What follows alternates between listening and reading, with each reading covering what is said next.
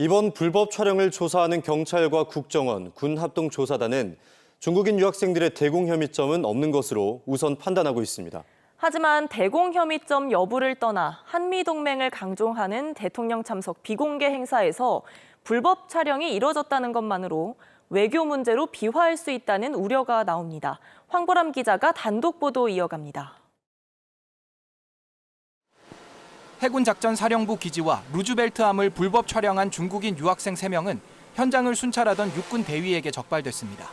중국인 유학생 3명은 모두 석박사 과정을 밟고 있는 대학원생으로 직접 드론 촬영을 했던 40대 중국인은 9년 동안 한국과 중국을 오간 것으로 파악됐습니다. 또 6.25 한미연합행사 이틀 전에도 같은 현장을 찾아 불법 촬영을 한 것으로 드러났습니다. 불법 촬영 적발 당시 경찰과 국정원, 군은 현장에서 곧바로 합동조사단을 꾸려 중국인 유학생들에 대한 조사에 나섰는데 합동조사단은 여기서 대공 혐의점은 없는 것으로 우선 판단했습니다.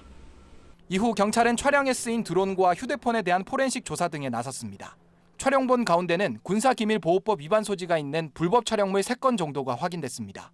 다만 촬영본을 어딘가 보내거나 한 흔적은 없는 것으로 파악됐습니다.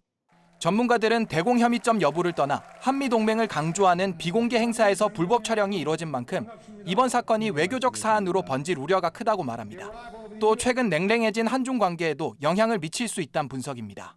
지금 국제 정치도 첨예하게 갈린 굉장히 민감한 상황이기 때문에 한중 간의 외교 관계가 지금 살얼음 판이다 보니까 이게 민감한 거죠. 또 한미 동맹 관계에서도 보자면 사실 이거는 또 우리가 가볍게 넘길 일은 아니거든요. 한편 경찰은 중국인 유학생 3명에 대한 수사를 조만간 마무리하고 검찰에 사건을 넘길 예정입니다. KNN 황보람입니다.